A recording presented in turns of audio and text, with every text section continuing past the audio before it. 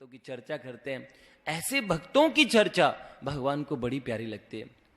अपने एक भक्त हुआ करते थे, ऐसा उनके बारे में आता है कि कितने और कंचन और कामिनी दोनों का पूरा त्याग, एकांतिनो यस्य न कंचनार्थम, ऐसे भगवत प्रपन्न एक महापुरुष हुआ करते थे। उनका नाम था ईश्वरदास जी महाराज। बड़ा भक्त चरित्र सुनाते थे, जाति के चारण थे, भाट थे, तो बिरदावली राजाओं की गाया करते थे। फिर उन्होंने कहा कि अब मैं अनंत कोटि ब्रह्मांड नायक भगवान के अलावा मैं किसी की वार्ता को न गाऊंगा न कहूंगा। और उन्होंने ऐसा नियम बना लिया कि बस अब परिवार, क्योंकि जब मिनख मजूरी देते हैं क्यों रखेंगे राम, राम जी क्यों रखेंगे। तब उन्होंने क्या किया कि आज के बाद में मैं किसी पे आश्रित नहीं रहूंगा। अनन्यास चिंतयन्तो माम ये जना पर्युपासते, जिस भगवान ने ये व्रत लिया है तेषाम नित्य वियुक्तानाम योगक्षेमम वहाम्यहम्, ऐसे भगवान के शरण में जाने के बाद में मैं क्यों और नर की आस करूं, भगवान की आशा करने के बाद में। तब ईश्वरदास जी ने बिल्कुल बंद कर दिया कि परिवार भी भगवान का है। होय निचिंत करे मत चिंतई, कि निश्चिंत हो जा, चिंता मत कर। चोंच दई वह चिंत करेगो, जिसने हमें चोंच दी है वो हमारी चिंता करेगा। पांव पसार पर्यो किन लोटत, पेट दियो वह पेट भरेगो। जीव जिते जल के थल के, पुनि पाहन में पहुंचाए धरेगो। भूख ही भूख पुकारत है नर, सुंदर तू कहा भूख मरेगो। अरे तू कैसे भूख भूख पुकार रहा है। करे जीव जिते जल के थल के, पुनि पाहन में पहुंचाए धरेगो। पत्थरों के बीच में पहुंचा के रख देगा। एक कीड़ा होता है पत्थर के बीच में रहता है, पत्थर तोड़ने पे निकलता है, उसके भी भोजन की व्यवस्था की। छत्रपति शिवाजी राजा के मन में एक बार आज पिताजी दास बोध नामक एक ग्रंथ पढ़ रहे थे, तो मैंने पिताजी के हाथ से लिया। ये बहुत पहले एक कथा पढ़ी थी, अब दोबारा से ध्यान में आई। तो उसमें लिखा था कि छत्रपति शिवाजी महाराज बड़ा सा किला दिखा रहे अपने गुरु महाराज को। लगा देखो कितने लोगों का गुरुदेव अंदर में था, कि गुरुदेव देखेंगे कितने लोगों का पालन पोषण सुरक्षा भरण पोषण मैं सब कर रहा हूं है। जबकि हमें पता है विश्वाभरण पोषण जो करही, जो पूरे जगत के भरता हैं, गतिर भरता प्रभु साक्षी निवासुष्ट शरणम सुहत। ऐसे भगवान, ऐसे भरण करने वाले के अलावा असली भरता तो कोई और नहीं है। सिया के भरतार हैं, वो भरता है। तो उन्होंने लगा कि अपने गुरुदेव के सामने सोचा कि ये देखिए किला ऐसे ऐसे है। तब छत्रपति शिवाजी राजा के गुरु महाराज रामदास स्वामी ने से बोला था एक चट्टान जरा ये तोड़ना, तो मजदूरों को बोला। उन्होंने चट्टान तोड़ी और वो चट्टान टूट नहीं रही थी। जैसे उस चट्टान के दो टुकड़े हुए, उसमें से जिंदा मेंढक बाहर निकला। मेंढक बाहर निकला तो उन्होंने बोला, शिवाजी राजा को दिखा के बोला, सच कह रहे हैं, समझ सब लोगों का भरण पोषण तो आप ही करते हैं महाराज। उन्हें इतनी लज्जा हुई कि अरे रे भगवान के रहते हम ये दावा कैसे कर सकते हैं, जो सबका भरण पोषण करते हैं। ऐसे भगवान, सबका भरण पोषण करने वाले तो एकमात्र भगवान ही हैं। एक बाबूजी मेरे को उन्होंने बड़ी अच्छी बात बताई थी। हम लोग अपने मंदिर, अपने सेंटर में इसी टॉपिक के ऊपर एक दिन ऐसी बात हुई, तो यही विषय एकदम सामने आया कि जीव जिते जल के थल के, पुनि पाहन में पहुंचाए धरेगो। पत्थरों में पहुंचा के धर देगा, ऐसा है भगवान। इतना दयालु है भगवान, ऐसे सबका भरण पोषण करते हैं, पता भी नहीं लगने देते, ऐसे भरण पोषण करते हैं। तब उन्होंने बोला कि भैया एक बात मैं आपको बताता हूं, वो मैंने फर्स्ट टाइम सुनी, मुझे नहीं पता कि इसका क्या साइंटिफिक एस्पेक्ट है, लेकिन ये बात मुझे बड़ा ही सुंदर, बहुत सुंदर लगी। आप लोगों में से काफी यहाँ पे वरिष्ठ लोग बैठे, उन्होंने जरूर सुना होगा। समंदर के अंदर उन्होंने बोला कि एक मछली बताई पिताजी, उसको बोला कि उसका नाम है गंग मच्छ। गंग मच्छ कहते हैं वो समंदर के खारे समंदर में रहता है। उसमें भगवान गंगा, वो केवल उसका उस मछली के एक व्रत है कि मैं गंगा जल ही पीऊंगा, गंगा जल ही पीऊंगा। तो कहते हैं समंदर के अंदर उसे गंगा जल सप्लाई कर दिया जाता है, समंदर के पानी में वो गंगमच्छ गंगा जल मिल जाता है उसको, क्योंकि वो गंगा जल ही पिएगा, उसका नियम गंगा जल पीना ही है। तो उसे कहने लगे गंगमच्छ। तो मेरे को जीव बसे जग में जितने, सबकी सुधि लेत सो तेरी हुले हैं। जितने जीव इस जग में हैं, जो सबकी सुधि लेता है वो तेरी भी लेगा। जीव बसे जग में जितने, सबकी सुध लेत सो तेरी हिले हैं। काहे को सोच करे मन मूरख, सोच किए कछु हाथ न हैं। जान को देत जहान को देत, सुजान को देत क्या तो को न दे। जब दांत न थे तब दूध दयो, जब दांत दे तो क्या अन्न न दे। वो भगवान है जो भगवान को जानता उसको देंगे, नास्तिक को देंगे, आस्तिक को देंगे, सब पे कृपा करते हैं। सूर्य है, ये भगवान ने पंच तत्व की रचना ही ऐसे की है, भूमि रापो नलो वायु खम मनो बुद्धि रे बचा। ये सब चीजें भगवान ने बराबर बराबर सबको सबको सप्लाई की किसी भी तरीके से। भगवान, एक बार नारद जी ने भगवान से बोला, भगवान लोग कि जब तक भय नहीं होगा, भय भी न होई न प्रीत, तब तक भजन नहीं करेंगे प्रभु। और मैं सबके दिमाग ठिकाने लगाऊं अगर आप मुझे बोलो तो ऐसा करते हैं, मेरे को अपना शासन दे दो एक बार, तो अपने अपने भगवान की पदवी पे मेरे को बिठा दो और बोलो सारी चराचर प्रकृति मेरी बात माने। और उन्होंने बोला, तो उन्होंने कहा अच्छा ठीक है। भगवान ने बोला नारद जी आपको हम देते हैं एक बार, ये दे देते हैं। अब वो पोस्ट नारद जी ने बोला चलो ठीक है, आप सब भजन करेंगे। देखो आप कितने सज्जन हैं, इतना अच्छा स्वभाव है, तो सब फायदा उठा रहे हैं। अब नारद जी ने बोला कि ठीक है, भजन कम चल रहा है उस इलाके में, उधर पानी की सप्लाई रोक दो। अकाल पड़ गया। अब लोग त्राहिमाम त्राहिमाम, सब जीव रोए, प्रभु को पुकारे। उन्होंने बोला, 2-3 दिन बाद में नारद जी भगवान के पास गए, बोले नारद जी सही चला रहे हो सृष्टि? तो उन्होंने बोला महाराज जी हाँ अभी मैं सबको ठीक करने में लगा हुआ हूं। तो भगवान ने बोला अरे जीव बड़े दुखी हैं, भजन करे या न करे, सबका पालन पोषण करना सब मेरे ममे वंश जीव लोके जीव भूत सनातन। नारद जी सब मुझसे ही उत्पन्न है, मुझसे ही उद्भूत है ना। भगवान की आंखों जब आंखें छलछला गई तो श्री नारद जी महाराज ने बोला प्रभु आप नहीं भजने वाले के प्रति भी सुहृदम सर्वभूतानाम, ये चीज तो मेरे को आपकी देख, तब वाकई में आप सुहृद सर्वभूतानाम है। इस पोस्ट को आप ही संभालो महाराज, आप ही संभाल सकते हो। इस तरीके से नहीं भजने वाले के प्रति भगवान ने ये नहीं बोला कि जो भजते हैं मैं उनके प्रति सुहृद हूं, नहीं भजने वाले के प्रति भी भगवान सुहृद है। सबकी निकल रही है इस संसार में, तभी ये वाली बात है, सबकी चिंता की है प्रभु ने। ईश्वरदास जी महाराज ने ये नियम लिया कि जो सबकी चिंता करता है मैं तो उसके आश्रय में रहूंगा। और अचानक क्या हुआ कि ईश्वरदास जी महाराज को अब इतना ऐसा समय आया कि घर में इतनी गरीबी हो गई, इतनी गरीबी हो गई कि भाई सारा तो साधु सेवा में खर्च हुआ था, उनके बालक रोते भूखे प्यासे, लेकिन इतनी तल्लीन होके कीर्तन करते थे अपने श्रीमुख से गोविंद नाम बोल रहे। और जिस तरह कीर्तन करते 2-2.5 घंटे आंखों से लगातार प्रेम अश्रु निकलते रहते। और उस पीरियड में भगवान उनकी गोद में आके बैठ जाते, गोद में आके बैठ जाते। श्री कृष्ण बाल कृष्ण भगवान उनसे कहते कि बाबा, गालों पे हाथ लगा लेते ईश्वरदास जी से। नाभा जी ने बड़ा सुंदर वर्णन किया है, ईश्वरदास जी महाराज का बड़ा आदर पूर्वक नाम लिया है भक्तमाल के अंदर। गालों पे हाथ लगाया, जैसे ना एक अंतिनो यस्य न कंचनार्थम, जो कितना गायनता आनंद समुद्र मग्न, किस तरीके से जिन्होंने कुछ नहीं चाहा उन्होंने भगवान को कैसे चाहा। भगवान के भक्त असली चाहने वाले हैं, असली।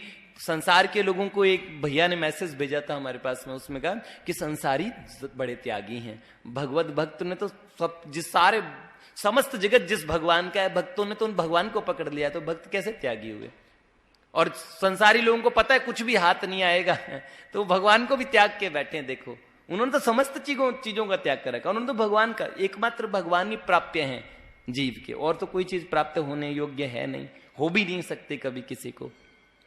तब उन्होंने हाथ रख देते भगवान गोद में बैठ के गाल पे और पूछते बाबा कुछ चाहिए आपको मुझसे? तो उन्होंने बोला नहीं लाला, कुछ नहीं चाहिए मुझे। अच्छा, हर रोज आते, बाबा कुछ मांग लो ना हमसे। तो कहते नहीं लाला, कुछ नहीं चाहिए। एक दिन बड़ा उन्हें लगा, भगवान रेगुलर आके एक दिन जैसे कीर्तन करते, उन्हीं कीर्तन में उनके गालों पे बड़े इतने सुंदर सुंदर कोमल भगवान के प्यारे कर कमल, और जैसे गालों पे हाथ लगता ना तो आंखें खुल जाती। ऐसे वो लोगों के ढोल नगाड़े बजाने पे भी नहीं हटते भाव समाधि से, लेकिन तुरंत आंख खुल जाती और भगवान को देखते अपने नयनों से, और भगवान को कहते हैं, भगवान दोबारा वही रोज की तरह गालों पे हाथ लगाते हैं, बाबा कुछ मांग लो ना हमसे। तब लाला तुम हमेशा उल्टी उल्टी बात करते हो, मांग लेना, क्या मांगे बताओ, क्या मांगे? अब हमें चाहिए नहीं कुछ तो। बोले बाबा मेरी खुशी के लिए मांग लो, ऐसा मांग लो कि मैं प्रसन्न हो जाऊं, मांग लो। तो उन्होंने बोला कि जय जय एक बात बोले, मांग ले आपकी, आप प्रसन्न हो जाएंगे मांगने से? हाँ मैं बहुत खुश हो जाऊंगा। उन्होंने बोला एक बात बताओ जय जय, अगर मैं मांग लूं तो फिर आप मेरे पास आया करेंगे? तो उन्होंने बोला देखो, मांगने के बाद में हमें पता है आप मांग ली कोई चीज तो ये भी खुश, हम भी खुश, फिर हमें आने की जरूरत क्या है? तो उन्होंने बोला बस यही चाहिए था, अगर आप एक चीज देना चाहते हैं तो आज मुझे एक वर दे दो। तो उन्होंने बोला क्या? बोले मुझे ये वर दे दो कि आज के बाद कभी भी आप मुझे ये नहीं पूछेंगे कि मांग लो, आप मुझे ये वरदान दे दो कि आप मुझे कभी ना पूछना कि मुझे कुछ चाहिए, है ना। स्वामी रामतीर्थ महाराज बोला करते थे कि इश्क एक तरफा में इस तरह मशरूर हो जाऊंगा मैं, राम तुम बनना क्षमा काफूर हो जाऊंगा मैं तुझे चाहूं तो चाहूं तू न मुझको चाहना, वरना तेरे प्यार में मगरूर हो जाऊंगा मैं मगरूर हो जाऊंगा मैं अगर मांगू तो मांगू तू न दे देना मुझे, वरना आशिक नहीं फकत मजदूर हो जाऊंगा मैं। भगवान अगर मैं मांग लूं, भूल के आपसे मांग लूं, आप मुझे देना मत। ऐसा एक या तो एक ही, जग जाचिय को न जाचिय जो, जिय जाचिय जान की जान ही रे, जय ही जाचत जाचक ताजरी जाए, जिय जाचिय जोर जहां नहीं रे। जिसे मांगने से याचकता, मांगने की वृत्ति मिट जाए। तो उन्होंने बोला लाला कुछ चाहिए नहीं। अब घर में इतना भोजन की इतनी कमी पड़ गई, बच्चे भूख से व्याकुल, क्षुधा से व्याकुल होके रोने लगे। पत्नी बड़ी भगवत भक्ता थी, लेकिन एक दिन पत्नी ने जगाया, बोला भक्त जी सुनिए, ये बच्चे बड़े भूखे हैं। ये बोला देवी ये बच्चे रोते क्यों है इतना जोर जोर से? उन्होंने बोला ये भूख की वजह से रो रहे हैं। तो बोला इससे तो भजन में बड़ा विक्षेप पड़ता है। तो बोले इनको भोजन चाहिए महाराज, इनके भोजन की व्यवस्था की जाए। उन्होंने बोला देखो ये भोजन है, ये प्रारब्ध के अधीन है, मिलना होगा तो जरूर मिलेगा, अपना भजन क्यों बिगाड़े, कुछ मांग के भजन क्यों बिगाड़े, भोजन तो मिल ही जाएगा। समस्त योसो विश्वम्भरो देवो सब भक्ता नाम किम उपेक्षते, जो विश्वम्भर है सबका भरण पोषण करते हैं, वो भक्तों की उपेक्षा तो कर ही नहीं सकते। तब उन्होंने बोला कि ठीक है। उन्होंने बोला अब बच्चों को चुप कराने का एक तरीका बताऊं? बोला हाँ। बोला देवी ऐसा करो, हंडिया चढ़ा दो और हंडिया के अंदर जल रख दो और उसके ऊपर तश्तरी से तो ढक दो, और जब कुछ बनेगा वो उबलेगी, पानी उबलेगा तो वो प्लेट बजेगी, बच्चों कहना कुछ बन रहा है, कुछ बन रहा है। छोटे बच्चे हैं, दोनों बोलना बन रहा है, पक रहा है, इस पे कुछ पक रहा है। तो फिर बोले थोड़ी देर के लिए तो चुप हो जाएंगे, अपना थोड़ी देर का तो भजन होगा, फिर बाद में देखेंगे, भविष्य के ऊपर क्यों सोच करे, अभी तो जिन्हें चुप करा देते हैं। बच्चों को माँ ने बोला देखो कुछ बन रहा है उसके ऊपर। उन्होंने बोला चलो सब तब तक, बोला सब उस पर पक रहा है तब तक हम लोग कीर्तन करते हैं। अब जैसे ही कीर्तन शुरू हुआ, श्रीमन नारायण नारायण नारायण, श्रीमन नारायण नारायण नारायण, श्रीमन्नारायण भव तारायण श्रीमन्नारायण भव तारायण श्रीमन्नारायण नारायण नारायण श्रीमन्नारायण नारायण नारायण श्रीमन्नारायण भव तारायण श्रीमन्नारायण भव तारायण श्रीमन्नारायण नारायण नारायण श्रीमन्नारायण नारायण नारायण। अपने खड़ताल मजीरे बच्चों को हाथ में दे दिए, बच्चे जोर जोर से बर्तन बजाते हुए नाच रहे हैं। इतना जबरदस्त कीर्तन हो रहा है, भक्त जी भूल गए 1 घंटे 1.5 घंटे 2 घंटे उधर वो उबल रहा है। बच्चों को भी इतना कीर्तन में आवेश हुआ, भगवान की कृपा से भगवान नाम का ऐसा प्रसाद बरसा। श्री ठाकुर जी को बड़ी चिंता हुई। उन्होंने बोला भक्त देखो मेरे आश्रय पे कैसे इतने भूखे, और तब भगवान क्या अपने पीतांबर के अंदर स्वयं लेके आते हैं सामान, चावल है, दाल है, खिचड़ी का जो सामान है वो सामान लेके आते हैं, घी लेके आते हैं, और फिर क्या खुद ही उस जल के अंदर चावल दाल सब चीजें डालते हैं और खिचड़ी पकाते हैं। उधर कीर्तन कर रहे हैं भक्त। जब सब बन गया अच्छी तरीके से, लक्ष्मी मैया को बोला कि पत्तलें लगा दो। पत्तलें लगाई। पत्तलें लगाने के बाद में उन्होंने बोला, लक्ष्मी मैया को बोलो कि सबको परोसो। अब उन्होंने परोसा। अब जब परोसे सबके रख दिए, तब उन भगवान ने सब भक्तों को भक्त जी सब अब बहुत कीर्तन हो गया, चलो देखो हमने इतना कुछ बनाया है, सब ठंडा हो जाएगा।